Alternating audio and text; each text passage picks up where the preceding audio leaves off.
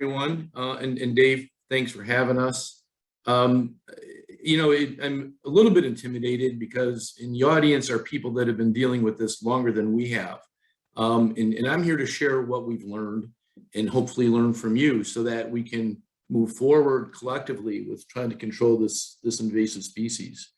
Our introduction to Starry Stonewort really was 2 or 3 years ago. Southeast Wisconsin has been identified as, I'll call it a hot spot, but it's appeared here. It's gotten a lot of attention. We've tried a couple different techniques on trying to control it. And we got a call from the folks in Keuka Lake. It's not advancing again. Can you get me to advance? Got a call from Keuka Lake asking about using DASH services, diver-assisted suction harvesting to manage Starry Stonewort, because in a lot of publications, chemical treatments haven't been effective. And again, you guys know more about all of that than I do. So let me just get the right thing dialed in here and we'll start.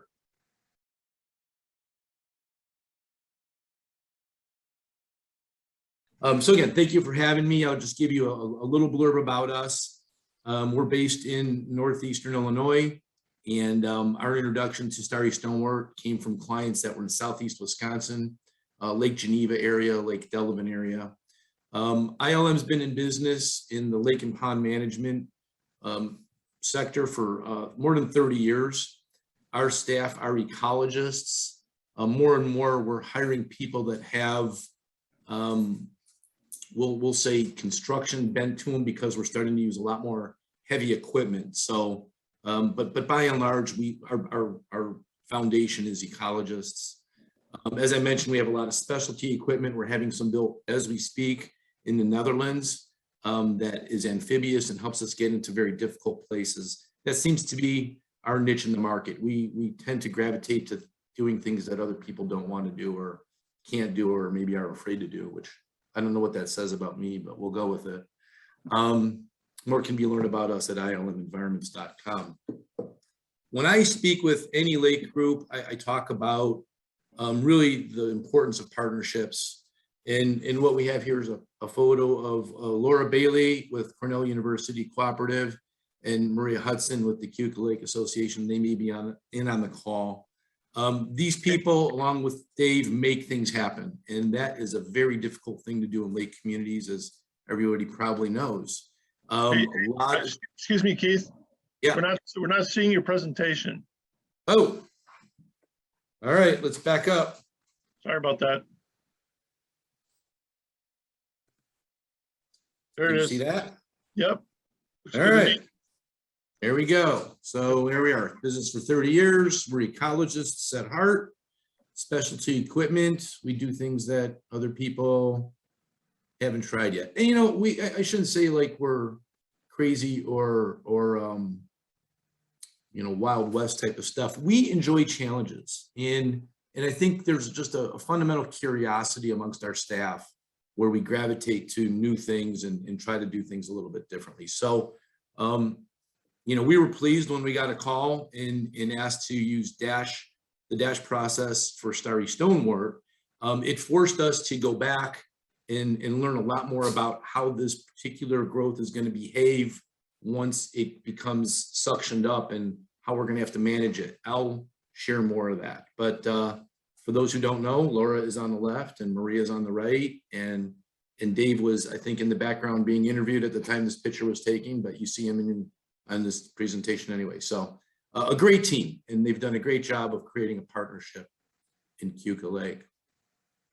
The original map we got of the hot spots identified by the folks involved locally showed Starry Stonewort growth in these areas. And originally we were angling towards, working our way up the river there, or creek, I guess that's a creek.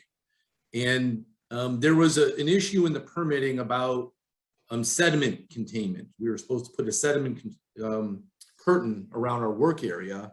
And we worked through those issues. That's a little difficult to do when you have moving water. Not really as big an issue when you're in a lake with little water movement. And so anyway, we were prepared with a sediment curtain, and we were going to work our way right up this creek.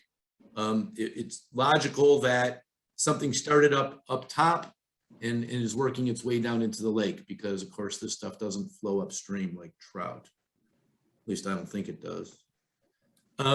What this graphic shows is what was really the case closer to the date we arrived. Obviously you see the creek coming in. The green means nothing was identified there. The red means it was. But as you look down, the Starry Stonewort had really established itself along the western edge of the lake here. You know, what we learned is, or what anybody would deduce, is that where there's boat traffic and mixing and cutting of the growth, you're going to get movement. And this stuff is established in other places. And so a discussion with the people involved early on was, let's focus in on the high traffic areas, the areas where this growth is going to be disturbed and possibly fragmented and spread. And so as much as we would have loved to have gotten up into the creek, there was enough work down in that small bay along the shoreline to keep us busy for the entire 6 days we were there. And unfortunately, we never got up into the river itself, the creek. This is literally a shot from one of the small marinas there in the morning. Underneath this boat propeller is Starry Stonewort. So we know what that boat owner is going to do. He's going to drop his engine, fire it up, and go out and have a ball, and in the process add to the problem. We anchored. We try to anchor away from our work areas for a lot of reasons. One of it is maintaining good visibility, water clarity. But to our shock, where we thought we were outside the area of focus, we would pull up an anchor and wind up pulling up a bunch of Starry Stonewort. So and every time we moved the boat, we had to take some time to ensure that we were containing everything that we were pulling up. But you know, again, no surprise that where there's boat traffic and anchoring and fishing, boats going in and out of the water, this stuff is going to move, no question about it. A little kind of overview of what we're doing there. Our dash boat operation normally includes a crew of 3. We try to have minimally 2, if not 3 people who go into the water. We try to do 2-hour shifts, although I'll say that I'll feel guilty saying this. We actually enjoyed being in the water. It was beautiful. And it was not at all uncommon for our guys to do 4-hour shifts. For those who haven't done it, it is physical. You are in the water, you're trying to maintain your body temperature, even though you've got a wetsuit on. You do get cold sometimes, and you're wrestling this gigantic vacuum hose, and you're doing your best to not kick up a lot of sediment. And so it is physical. And again, 2 hours usually is a good time to break off. But our guys were doing 4, and we don't want to lose any time if we don't have to. So we kept them in there 4 hours. We used headset communication. This is a pretty neat thing. And I'll talk a little bit later about the need to throttle the vacuum rate. If the diver is in an area where he doesn't want to kick up a lot of material, he'll ask that we throttle down the vacuum. Or he'll say, hey, I got a clog, can you kick it up? And having that verbal communication is safer than not. And secondly, it keeps us moving. He doesn't have to surface, pull down the engine idle, try to yell back and forth, and then, you know, kick the engine idle back up and go back down. We're able to have continual communication with the diver. And we think that that's just been invaluable to making us pretty productive. Topside crew member is sorting the material and returning wildlife to water. I'll talk a little bit about that. And the second topside crew member is looking for fragments in the water. With other growth, Eurasian water milfoil specifically, if it breaks up as you're vacuuming it, it floats, and someone's out there grabbing that stuff. This Starry Stonewort sinks, so we had very little coming to the surface unless it was attached to something that wanted to float. So that was a bit of a surprise for us. Permitting. I won't talk a lot about permitting. The permit was not a whole lot different from other permits we see. It addressed turbidity, it addressed some technique, and we went through the process and I think satisfied all the conditions. But this part is, I think, really important. This is, again, the wording out of the permit. Talks about hand harvesting. The use of hand removal techniques may be assisted only with non-motorized hand tools. Okay, and then it talks very specifically about suction harvesting. Vegetation must be pulled and removed from the sediment by hand and fed into the suction harvesting nozzle. The suction nozzle must not be used directly to remove vegetation from the bottom sediments.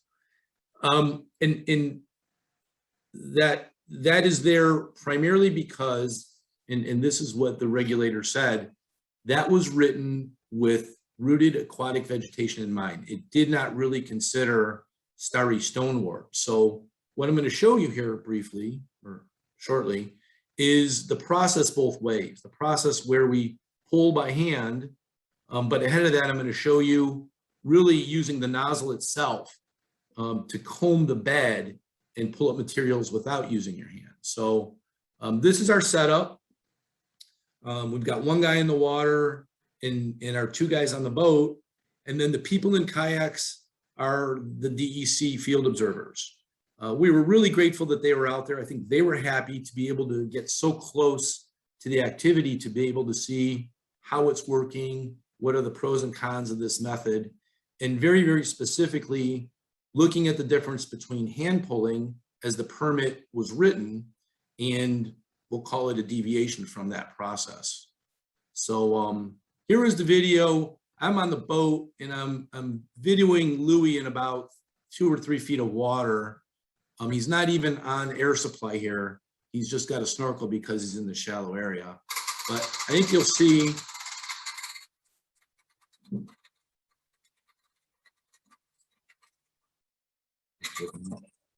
That's much better. You'll be able to see at the shadow line the nozzle. And this is really not guiding it in with his hand. He is just approaching the growth and pulling it up. Dave, is that coming through? You're muted. Okay. Yeah, So is it? Yeah, there is some turbidity being created, but it's really incredible how little it is. And that's what we deviated to, or before I even got there and before DEC got there, I was talking to our guys and they were saying that really you're creating more turbidity by pulling by hand. So I'm going to show you a different angle of this. This is with the camera underwater, a little closer to the action. Here it is.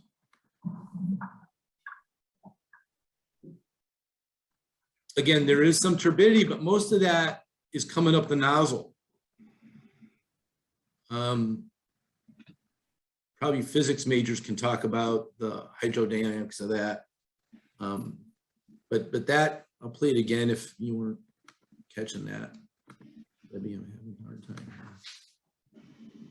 How do I get back to the other? It disappeared.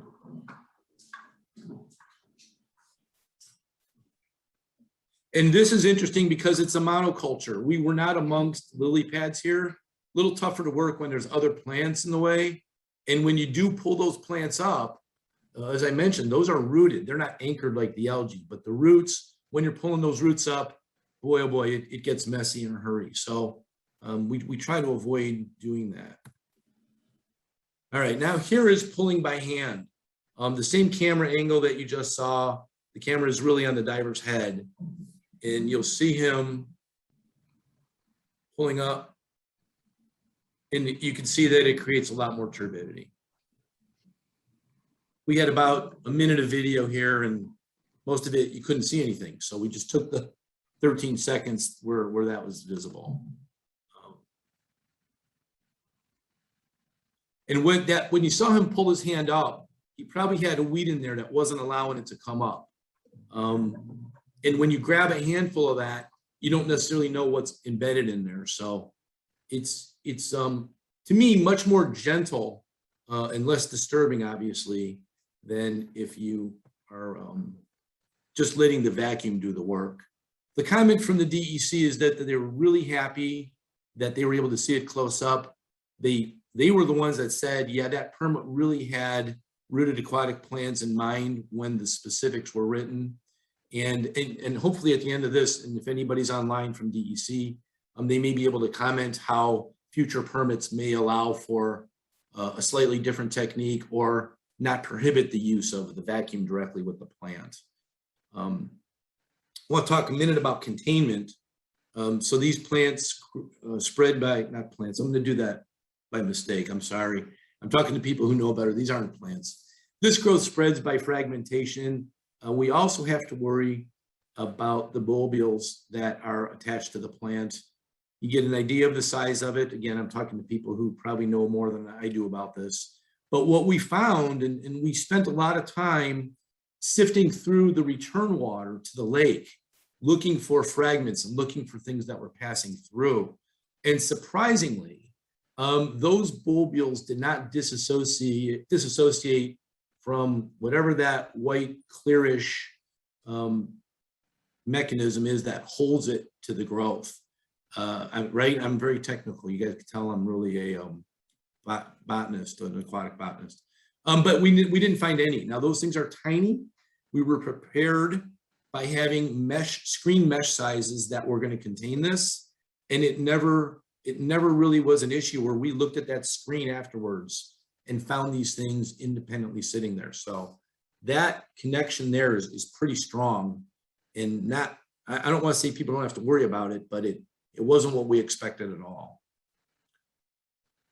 When I talk about containment and what you see here, and there's going to be a video that follows this, is the filter table we've designed, and we have interchangeable screens.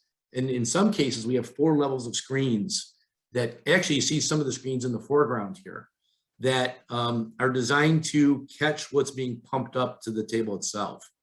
And so Bowen, the gentleman you see there, is looking at what's coming out, and he is separating the creatures that need to go back to the water. And he's then pushing the material that we want to capture down into the burlap bag in your lower right-hand corner. There'll be a better picture of that in a minute. And so, like I said, we had a variety of screens available, and we use them in different combinations depending upon what was coming up onto the boat. It's kind of interesting. Here's a live action video that's 33 seconds. Let me shut that off.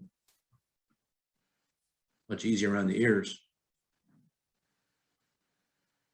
So there's 2 screens up on top. We have 1 screen on the bottom, and then underneath this table, ahead of the discharge back to the lake, is yet another level of filtration. So in this particular instance, we're using 4 levels of screening or filtration, and it worked very, very well. What was interesting is when we were harvesting near shore, the sediment was much looser, finer, and wanting to move much easier. And so we were pulling up a lot of sediment. And so that screen would mask very quickly when we were in close. When we were further out a little deeper, 4 more feet, we didn't have near the sediment attached to the growth, and our screens weren't masking nearly as quickly. So again, we were able to play games with the screen itself and to throttle things back or increase them as we needed to. Balancing the throttle speed with the square footage, or we'll call it the flow rate or the drain capacity of the screens, was a learning process also. We've learned a lot, and we're actually going to be going to our supplier of screens and buying even a wider variety of openings and maybe even patterns, because when you drag the material that you've collected across the screen, you may run the risk of actually breaking it up even more. So it's that combination of capturing everything, allowing pass through, and then not damaging what you're trying to keep intact. A lot of learning going on there. All right, I'm on advance. There we go. So we talk about being wildlife safe. A lot of dash processes go directly from the hose into what are commonly called onion bags. There's burlap bags, there's all kinds of things you could do. But by having that table ahead of that, you're able to see what incidental take is coming up and throw those guys back in the water. And this is really interesting. Again, something that caught me off guard a little bit, but again, you guys probably already know this. When we were doing work amongst variety of growth, so Starry Stonewort with other things, and that was really a slow process, by the way, we were picking up a fair amount of critters. The crawfish, the catfish, a variety of snails, some clams. And when we were in the monoculture, surprisingly void of those things. I was very surprised, but again, I guess it shouldn't be surprising because that's a non-native plant, and why would native animals want to be messing around in there? So I just found that it struck me. You don't realize until you see this stuff start coming out. There's the burlap bag I was talking about. So all the captured material, all the stuff you want to catch gets pushed into these things. They come in a variety of sizes, and we stopped filling them at about 70 pounds. We felt 70 pounds was just the right weight to not waste space, but at the same time, be able to effectively move them around. This stuff dewatered quickly on the right. After just a day or two, you could see that as it dries out, it loses the green color and turns very white, becomes very brittle. Other people can talk about what was going to happen to this material after we left. Our contract didn't involve dealing with disposing of this stuff. As I mentioned, one of the people on the boat is going to take care of fragments. Again, we don't see fragments with this process and this target the way we do with aquatic plants. And, we were prepared for it, and we just didn't see a lot of it. The only time we did see it is when some of the rooted plants were coming up, and with the rooted plant was some of the Starry Stonewort. But this was the easiest job on the boat, really, was looking around for that stuff. Is there a question? Yeah.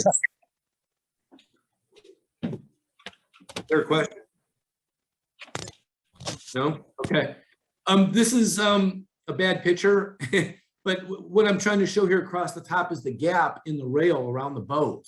And what we try to do is put these absorbent pigs to protect those openings from kind of incidental water leaving and carrying some of the Starry Stonewort out with it. So we were paying attention to all those little details.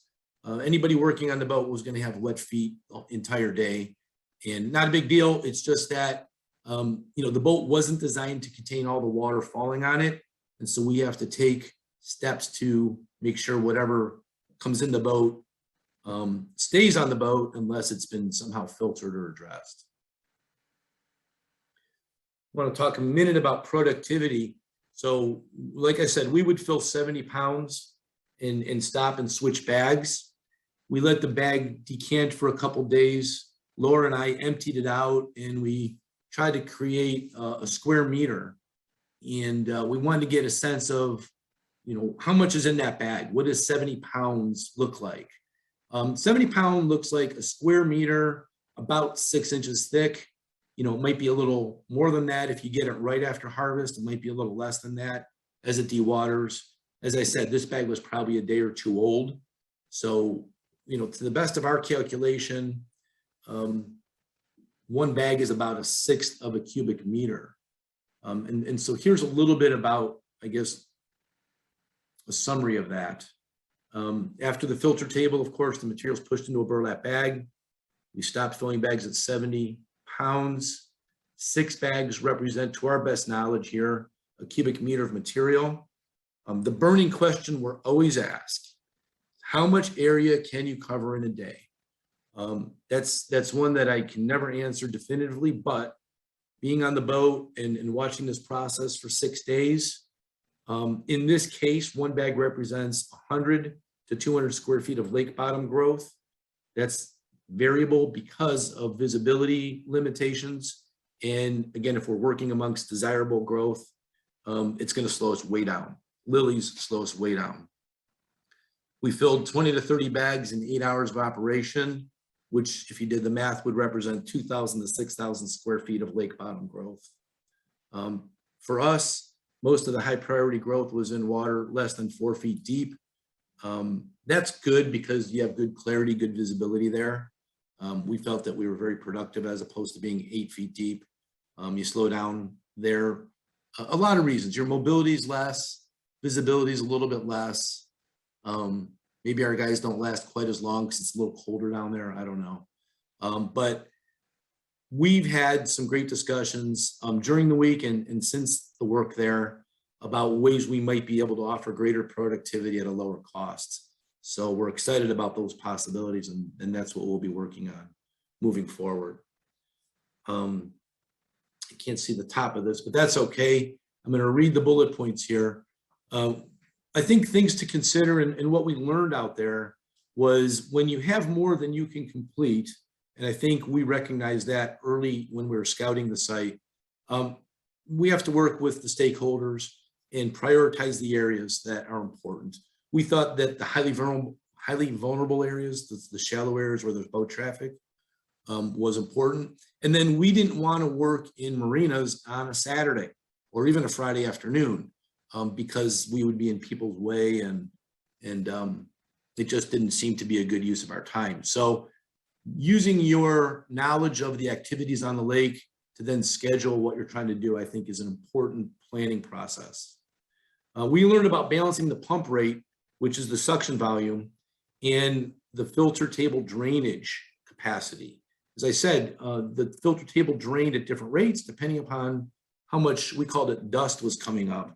You know, when you're down underwater and you shake a plant, some plants have this, like my guy described it as, you know, when Roadrunner leaves and there's still a dusty image of Roadrunner there. It's almost like that. You would knock the plant and this dust kind of lingers. The dusty areas clogged our screen